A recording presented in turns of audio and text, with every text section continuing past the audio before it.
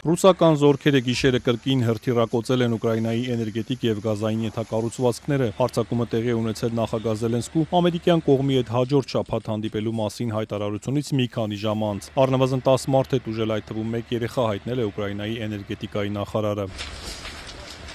Ռուսաստանը փորձում է վնասել շարքային ուկրաինացիներին, ոչնչացնելով էներգետիկ եւ գազային ենթակառուցվածքները եւ չհրաժարվելով մեզ առանց էլեկտրաէներգիայի եւ ջեռուցման թողնելու նպատակից, սոցցանցում գրել է Գերման Գալուշչենկոն։ Մինչ այդ երեկ ուշ երեկոյան Վլադիմիր Զելենսկին հայտնել էր, որ Միացյալ Նահանգների եւ Ուկրաինայի ներկայացուցիչները հաջորդ երեքշաբթի կհանդիպեն Սաուդյան Արաբիայում, քննարկելու Ուկրաինայում ժամանակավոր հրադադարի եւ խաղաղության համաձայնագրի նախնական տարբերակը։ Հույս ունենք, որ հաջորդ շաբաթ բովանդակալից հանդիպում կունենանք, X-ում գրել էր Զելենսկին, չհստակեցնելով թե ովքեր են լինելու Ուկրաինայի բանագնացները։ Սա կլինի Կիևի եւ Վաշինգտոնի առաջին շփումը Սպիտակ տանը երկու երկրների առաջնորդների սկանդալային հանդիպումից հետո, որի հաջորդող օրերին ԱՄՆ-ն ժամանակավորապես դադարեցրեց ռազմական աջակցությունն ու հետախուզական տվյալների տրամադրումն Ուկրաինային։ ԱՄՆ նախագահի հատուկ բանագնաց Ստիվ Ուիթքոֆը հաստատել է հանդիպման մասին լուրը, հստակեցնելով կփորձեն հրադադարի նախագիծ մշակել։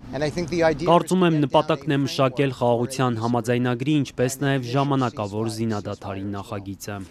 Մինչ այդ եվրոպացի առաջնորդները երեկ Բրյուսելում հավանություն տվեցին պաշտպանական ծախսերի ավելացման ծրագրին, ապահովելու Եվրոպայի անվտանգությունը եւ շարունակելու աջակցությունն Ուկրաինային։ Ծրագիրը, որով նախատեսվում է ԵՄ երկրներին մինչև 150 միլիարդ եվրո վարկ տրամադրել, դեռ պետք է հաստատվի, թե երբ հայտնի չէ։ Հանդիպման ամփոփիչ հայտարարության Ուկրաինայի վերաբերյալ մասին, սակայն Հունգարիան չմիացավ։ Եվրահանձնաժողովի նախագահ Ուրսուլա ֆոն դեր Լայենը հայտարարեց, որ մեկ երկիրը չի կարող պառակտել միությունը։ 26 անդամ միասնական են այս հարցում եւ կշարունակեն աջակցել Ուկրաինային։ Միաժամանակ եվրոպացի պաշտոնյան ընդգծեց, արդար եւ կայուն խաղաղությունը բխում է նաեւ ԱՄՆ շահերից։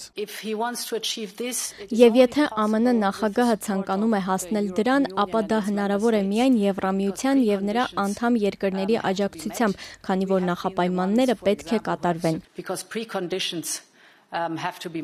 Զելենսկին իր հերթին երեկ Բրյուսելում նախանշել էր այն պայմանները, որոնցով Կիևը պատրաստ է գնալ խաղաղության, ոչ մի հարձակում էներգետիկ եւ այլ քաղաքացիական ենթակառուցվածքների վրա, կրակի դադարեցում, Սև ծովի ավազանում, գերիների ազատ արձակում։ Մոսկվայից արձագանքում են, պատրաստ են բանակցությունների, բայց իրենց պայմաններով։ Այդ շարքում ամենակարևորներից մեկն այն է, որ Ուկրաինայում չպետք է լինեն եվրոպացի խաղաղապահներ։ Երեկ ակնարկել էր Մեծ Բրիտանիայում Ռուսաստանի դեսպանը։ Նրանք ասում են, որ պատրաստվում են զորք տեղակայել Ուկրաինայում եւ գիտեն, որ բոլոր այս ծրագրերն ի սկզբանե ընդունելի չեն մեզ համար, քանի որ դրանք այնուհանդերձ ՆԱՏՕ-ի անդամ երկրների զորքեր են։